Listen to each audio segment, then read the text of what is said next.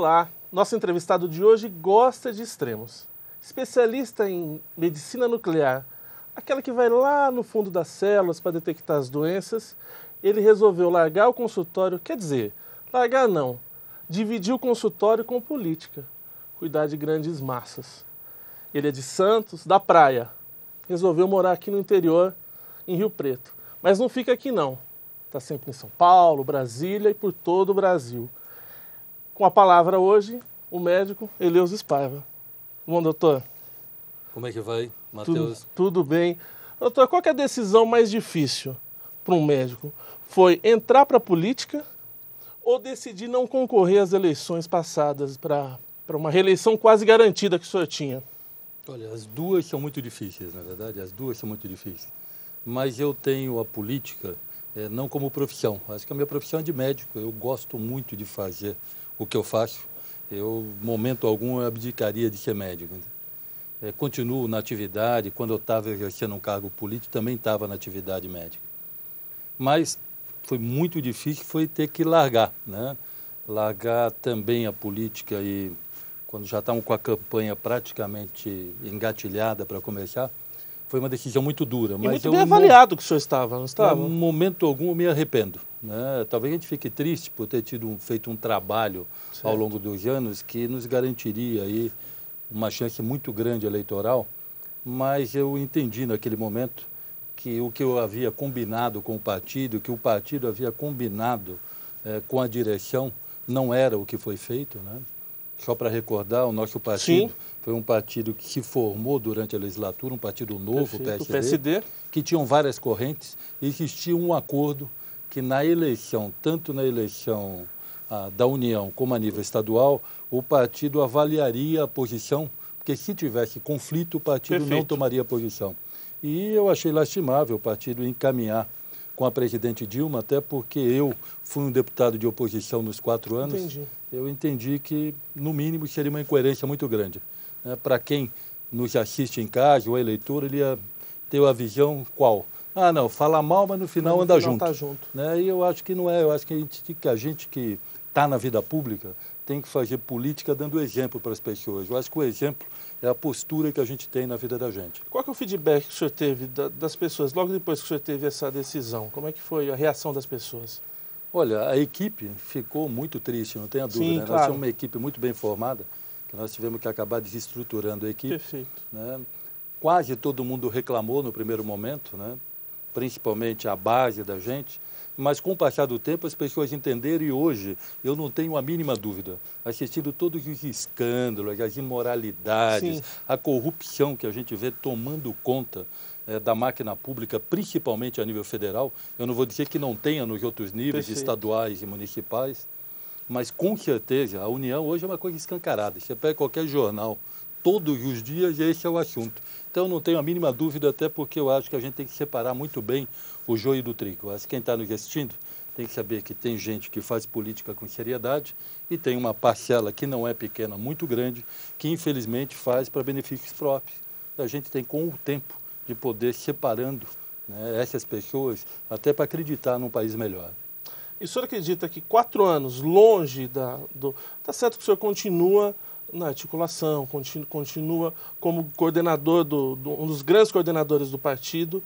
O senhor não acredita que 4 anos não é muito tempo para uma pessoa ficar fora do mandato? Como o senhor avalia isso? Olha, é difícil, não tenha dúvida que você terá muito mais dificuldade Sim. do que se você tivesse no mandato.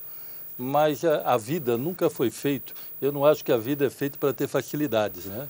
Eu acho que a vida é feita para você ter postura e ter seguidores a partir do momento que você tem a postura. Então, mesmo com essas dificuldades, eu acho que o mais importante nesse momento, até porque teve uma pessoa que me falou, Matheus, há uns 8 anos atrás, talvez mais, que as grandes transformações que o país teria não viriam pelos partidos políticos, e sim pela sociedade civil organizada. Sim. Hoje eu não tenho a mínima dúvida disso. Eu fico imensamente satisfeito de participar de alguns movimentos em Rio Preto, em São Paulo. Sociedade civil organizada, eu acho que ela, com certeza, vai levar a classe política a fazer as transformações que nós esperamos que um dia aconteça.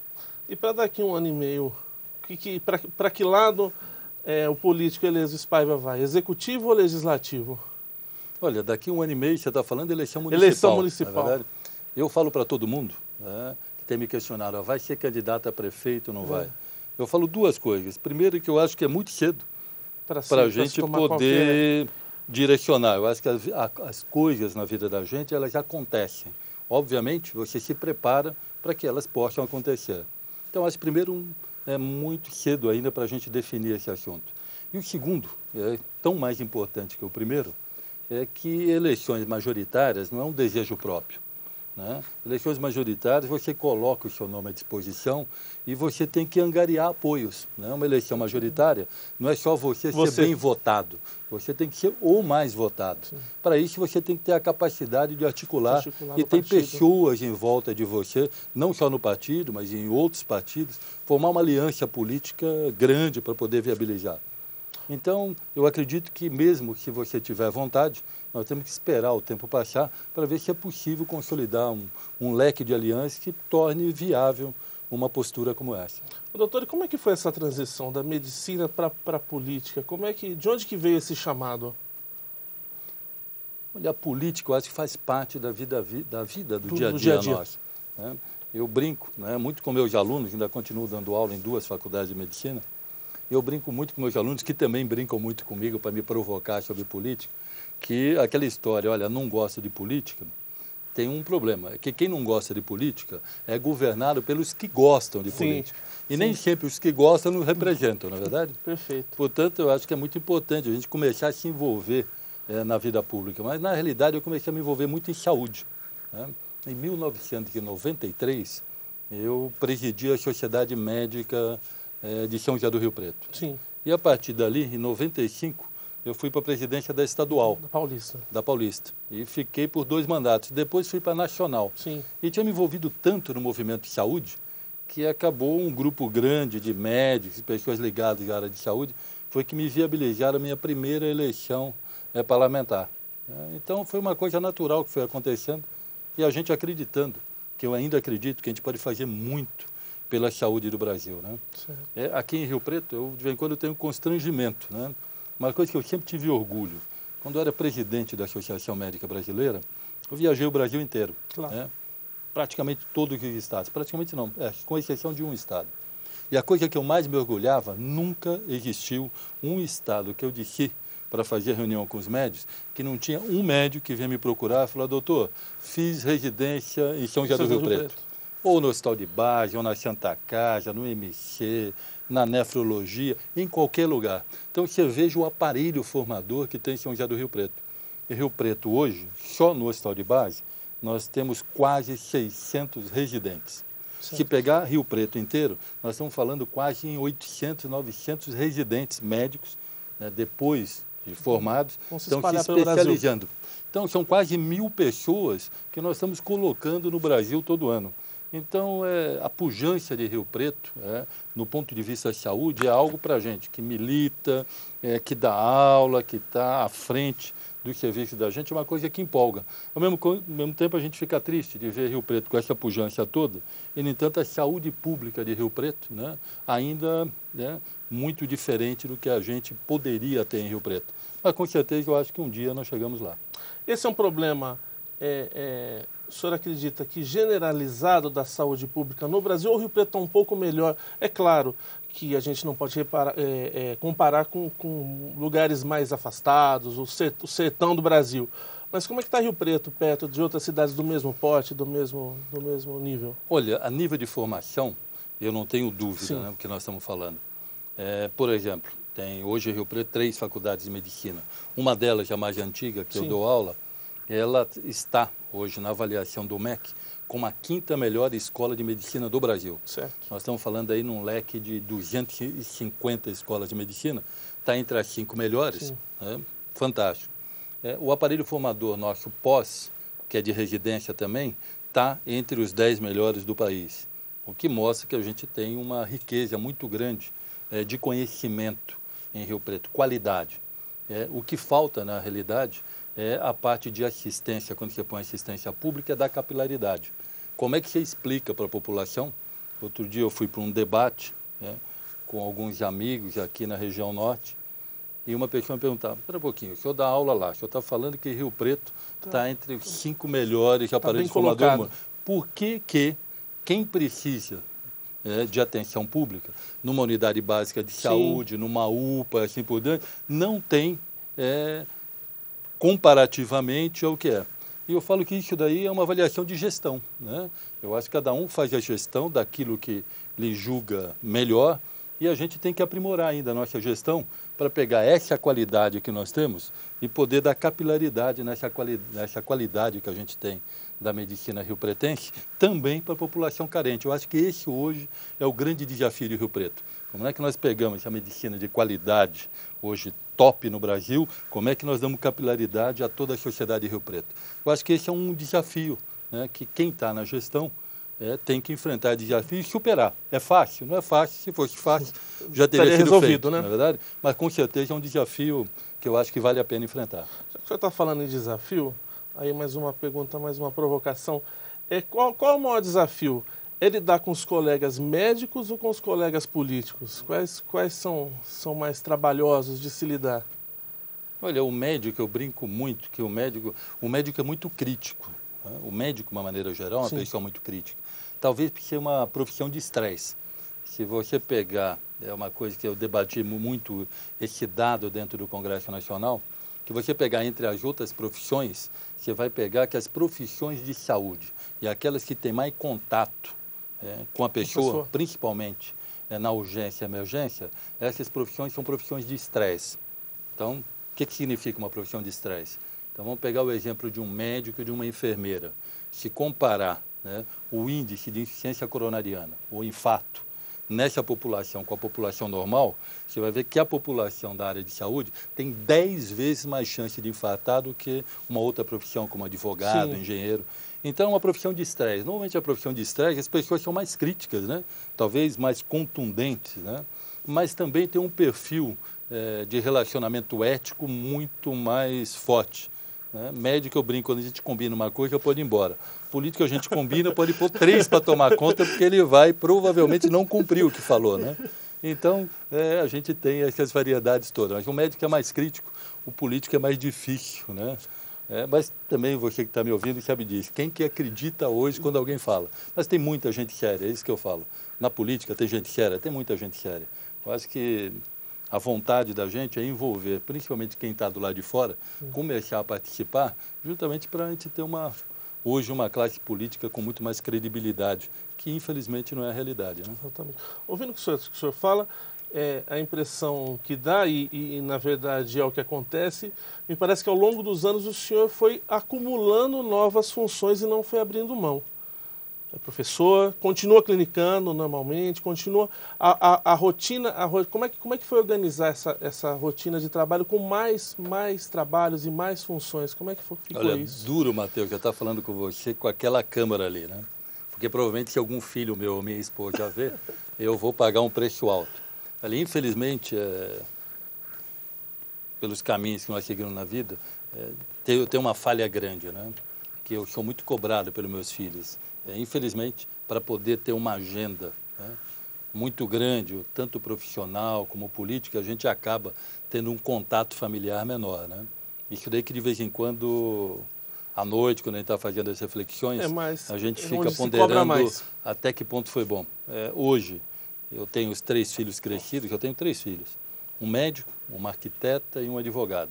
Graças a Deus já estão encaminhados. E devo isso muito à minha esposa, né? Ela que teve a competência, a humildade de dedicar ao lar e dar esse ponto de equilíbrio, né? Mas uma vez eu ouvi algo, Matheus, do governador Geraldo Alckmin, uma reunião que eu participei, estava o Geraldo Alckmin e o Fernando Henrique. Naquela época eu nem fazia política partidária. Eu era presidente da Associação Médica Brasileira. Foi uma reunião no Conselho Federal de Medicina. Nós fomos fazer uma homenagem para o Fernando Henrique Cardoso, no Conselho Federal de Medicina, e o Geraldo como médico, Geraldo Alckmin é médico, ele participou. E antes, na sala do presidente, estava eu que na época presidente da MB, o Edson, presidente do Conselho Federal, o governador Geraldo Alckmin, Fernando Henrique. E o Geraldo falou, no meio da conversa, dando um exemplo da vida dele, falou algo para mim que eu nunca esqueci. Ele falou, olha, toda vez que você quiser passar alguma coisa para alguém, passa para alguém ocupado, porque ele sempre arruma tempo para mais uma coisa. E deu o exemplo da secretária. Ele falou, tem 4 secretárias no Palácio, na época ele era governador. 4 secretárias no Palácio. Se eu der uma missão para cada uma, vai ter sempre uma que vai fazer mais rápido. Sim. E essa que vai mais rápido é que eu dou novamente, que eu dou novamente, que eu dou novamente. Isso daí significa que na vida da gente, quanto mais compromisso a gente vai arrumando, mais compromissos vão surgindo e a gente sempre arruma um tempinho para poder adequar a vida da gente, para poder cumprir esse compromisso. E eu acho que é isso a vida da gente, né? Se ficar parado, sim, talvez a gente vá até estranhar, né? Mas a vida é um pouquinho atribulada. E além disso tudo, ainda tem minha atividade de agronegócios, né? Entendi. Eu, por herança, de família, tem que administrar. eu também administro essa parte de agronegócio, que agora eu estou tentando passar para o filho, para ver que pelo menos essa obrigação diminui um pouco. Nós vamos para um breve intervalo e daqui a pouquinho a gente volta com essa entrevista, com a palavra, o médico Eleus Spaiva. Até já. A Câmara é a sede do Poder Legislativo, a Casa de Leis de município. Também conhecida como a Casa do Povo, é onde são elaboradas e decididas as leis que formam as principais regras de convivência da nossa cidade. É na Câmara onde estão os vereadores, e são eles que decidem, aprovam as leis e representam os interesses da sociedade. Em São José do Rio Preto, a Câmara possui 17 vereadores. O comando da casa é escolhido por votação dos próprios parlamentares a cada 2 anos. O Poder Legislativo é dirigido pela mesa diretora, composta pelo presidente, vice, primeiro, segundo e terceiro secretários. Os vereadores da Câmara Municipal fiscalizam as ações do Poder Executivo e votam as leis que geram regras locais. Decidem sobre o orçamento do município e as normas de ocupação urbana. Definem também a denominação de ruas e analisam as despesas de cada uma das secretarias municipais. Debatem os assuntos de interesse da sociedade e cobram resultados do prefeito. Fazem cumprir a lei orgânica, conhecida como a Constituição Municipal, que é o conjunto de leis que regem o município. A Câmara possui comissões permanentes, responsáveis pela discussão de diversos assuntos: finanças, obras, educação, meio ambiente, planejamento, saúde, esporte, cultura, justiça e muitos outros. Por meio da TV Câmara, a população fica por dentro de tudo que é discutido dentro da Casa de Leis. A TV entrou no ar oficialmente no dia 19 de fevereiro de 2002. Hoje, tudo o que acontece na Câmara e na cidade pode ser visto na tela da TV Câmara, o elo entre o Legislativo e os munícipes, proporcionando acesso integral ao que os vereadores pensam, falam e votam.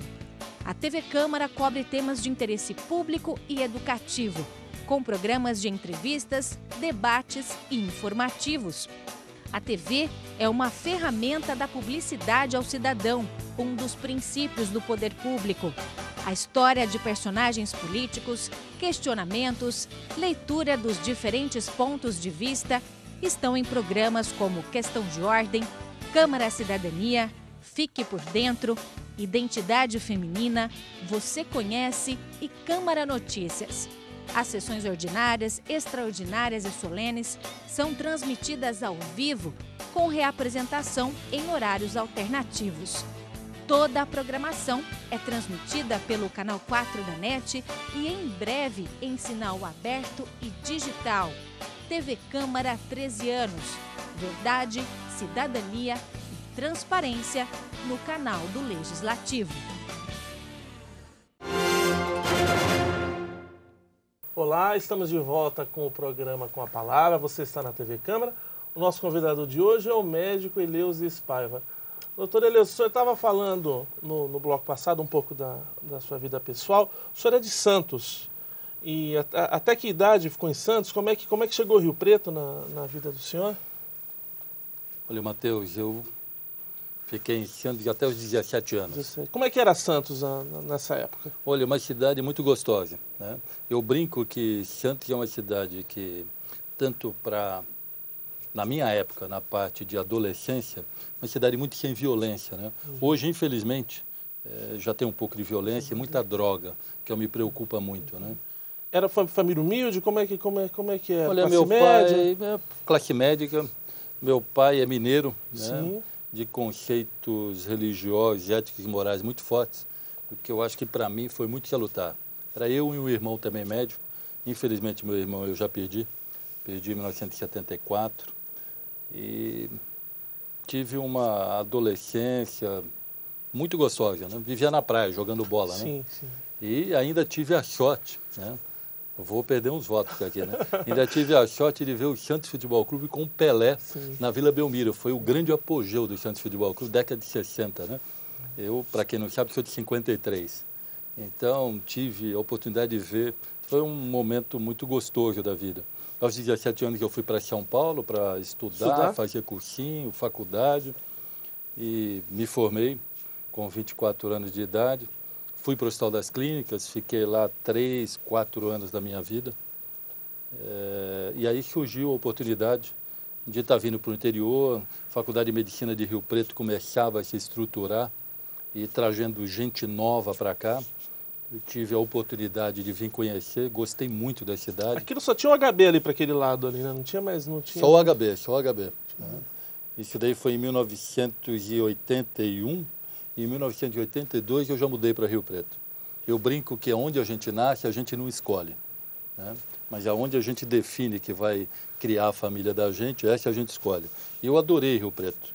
Rio Preto em 81, 82, não é diferente de hoje, mas a cidade estava começando a crescer, cidade muito gostosa.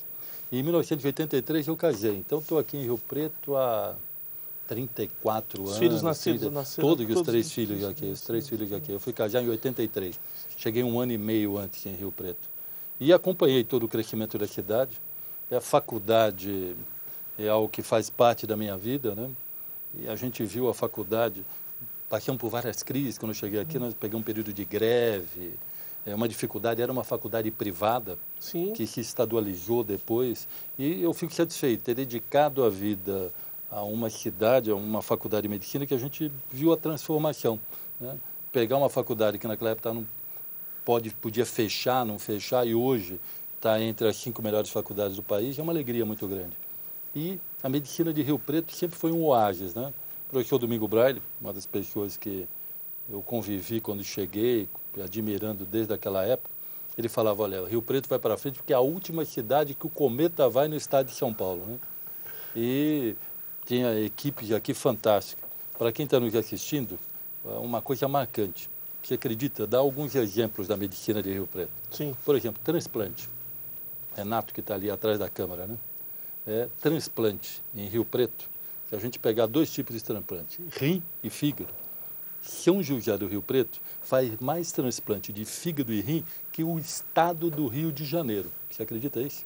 O estado do Rio de Janeiro não faz tanto transplante de fígado e rim como faz, por exemplo, São José do Rio Preto. Então, você vê, né, como a qualidade da medicina, né, pujança de São José do Rio Preto. E nos últimos anos, né, eu acredito também muito desse desenvolvimento se deve muito ao governo do Estado de São Paulo. Eu acho que teve um investimento muito grande na gestão geral do Alckmin, nos hospitais universitários. Certo. Quer dizer, não só Rio Preto, mas eu vejo também o HU de Ribeirão, Botucatu, Unesp, Marília, né? E o raciocínio muito óbvio. Vamos apostar nos HUs, no hospital universitário, porque eles permitem a resolutividade do sistema. Não adianta você só atender, você tem que atender e resolver. Né? Senão vira empurro-terapia. Né? Entendi. Atende, põe numa ambulância e drena para um outro centro. E você acaba não resolvendo o problema do paciente. Falar em paciente, o que o médico Eleuzis Paiva acha do paciente Eleuzis Paiva? O senhor se cuida? Como é que o senhor é disciplinado ou é um péssimo paciente? Olha, eu vou falar uma coisa, a minha família vai falar outra. Né? Eu acho que eu me cuido, minha família acha que eu me cuido pouco. Né?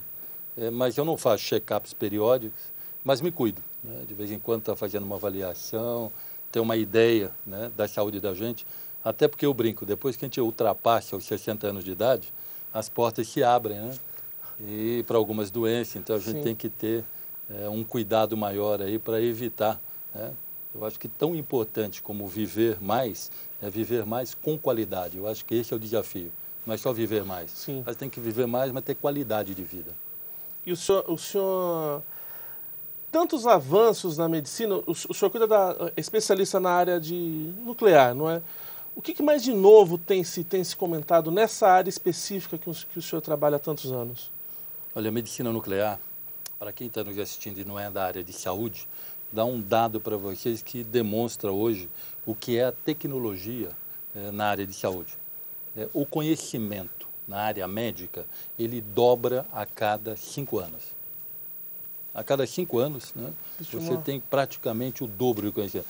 Significa muito claramente que uma pessoa, né, um médico, profissional da área de saúde, se ele ficar sem estudar durante 10 anos, praticamente ele está fora do mercado. Idade média. Ele praticamente está fora. O que mostra que o acúmulo, né, de conhecimento em curto espaço de tempo é muito grande. Medicina nuclear, basicamente, ela tem um salto de qualidade. O que é medicina nuclear, primeiro, para quem está nos assistindo? Né? É uma especialidade médica, né? Semelhante, né, no campo da área de imagem, por exemplo, da radiologia, mas tem uma diferença. Como é que você que já foi fazer uma tomografia, ou uma ressonância, ou um raio-x simples, né, de tórax, o aparelho emite, né, radiação que ultrapassa a pessoa e fixa num filme. Né? Assim funciona, você tem um aparelho que irradia. Né? Na medicina nuclear é diferente. A radiação nós damos para o paciente, o aparelho detecta a radiação. Aí pode preocupar, fala, poxa, mas você está dando radiação ao paciente para detectar. Mas a quantidade absorvida pelo organismo é muito baixa. E ainda com uma outra vantagem, a radiação que a gente utiliza é radiação gama. O que significa isso? É a radiação eletromagnética. A radiação eletromagnética é igual a onda de rádio. Também é uma radiação eletromagnética. Então, a interação com a matéria é muito baixa. Estou falando isso para dizer que nós dependemos muito do quê? De tipos de substâncias novas e aparelhos para detectar. É mais ou menos há uma década. Aqui no Brasil, nós que introduzimos essa metodologia no Hospital Sírio-Libanês. A nossa equipe também é a equipe que dirige a parte de medicina nuclear do Hospital Sírio-Libanês. E nós começamos a operar um aparelho novo chamado PET scan. Tomografia por emissão de pósitron. Hoje, né, modéstia à parte, nós temos a maior casuística da América do Sul, hoje é do nosso grupo dentro do Hospital Sírio-Libanês. E da ideia, o que é o PET scan? A pessoa que fez ganhou um prêmio Nobel, Matheus. Ela teve uma ideia fantástica, fácil da gente entender. A energia, né, que a gente tem no organismo advém muito, né, da quebra da molécula de glicose. É a glicose que dá energia. Isso daí via ciclo de Krebs, um pouquinho mais complexo. E o que essa pessoa teve a ideia brilhante? De o que é a célula tumoral. A célula tumoral é uma célula normal que em determinado momento, né, essa célula sofre uma alteração, né, do seu mecanismo de multiplicação e começa a se multiplicar mais. Oriundo de uma célula normal, ela tem uma alteração e começa a ter multiplicações celulares mais avançadas. Ela não sabe a hora dela morrer. Ela vai... E ela vai se multiplicando, por isso que vai crescendo o tumor, porque a multiplicação daquela célula é maior que o restante do órgão que ela está. Então, ela começa a se acumular. E a pessoa teve uma ideia, ela falou, qual célula consome mais energia? A célula normal ou a célula tumoral? A tumoral que estaria trabalhando mais? O Matheus já deu o diagnóstico. A célula tumoral que está multiplicando mais, ela gasta mais energia. Então, qual é a ideia que ele teve? Ele pegou aquela molécula de glicose com 6 átomos de carbono, retirou um hidrogênio e pôs um flúor radioativo que emitia radiação. Então, uma molécula de glicose, tirou, né, uma molécula de hidrogênio e pôs uma molécula de um flúor radioativo. E o que acontece? Quando você injeta, né, essa substância, que é uma glicose marcada como uma substância radioativa, quando você administra endovenosamente essa substância, depois de 1, 2 horas, ela se distribui em todo o corpo homogeneamente. Aonde tem mais gasto de energia, o que acontece? Ela capta mais. E exatamente com isso, ele conseguiu dar um grande salto na medicina e você poder fazer os diagnósticos precoces, por exemplo, de câncer. Antes, que os outros meios, como ressonância, tomografia e a própria medicina nuclear tradicional detecta, você consegue chegar anos antes. O avanço é tão grande que foi, por exemplo, com essa técnica que nós fizemos, por exemplo, o exame da presidenta Dilma. Há 5, 6 anos atrás, fizemos um diagnóstico de linfoma sem ela ter nenhum... Nada. Ela tinha feito, eu lembro até, fui eu que estava presente nesse exame, que eu brinquei até com o médico que solicitou, que era o Roberto Calil. Olha, paciente normal, né? Já tinha uma ressonância normal, no entanto, tinha um PET positivo. Então, essa talvez seja a grande ferramenta hoje que nós temos na medicina nuclear, que muda o prognóstico da vida das pessoas. Porque hoje, praticamente, tumor sólido. Quando você consegue detectar precocemente, antes de ter sintomas, antes de estar tendo outros sinais, você praticamente, em mais de 90% dos casos, você consegue a cura. E quando você não consegue a cura, você consegue sobrevidas enormes, com boa qualidade de vida. Sim. Doutor Eleuso, a gente está chegando ao fim, mas eu quero que o senhor deixe para a gente uma última pergunta que a gente sempre faz. Qual é o seu lema de vida? Olha, eu vou utilizar algo que eu fiz uma postagem até recente nas mídias sociais. É algo que me marca muito a vida. É uma fala de Santo Agostinho. Enquanto eu tiver força para lutar, eu tenho esperança de vencer. Portanto, nunca perder a esperança e nunca deixar de lutar na vida. Obrigado pela presença. Com a palavra de hoje fica por aqui.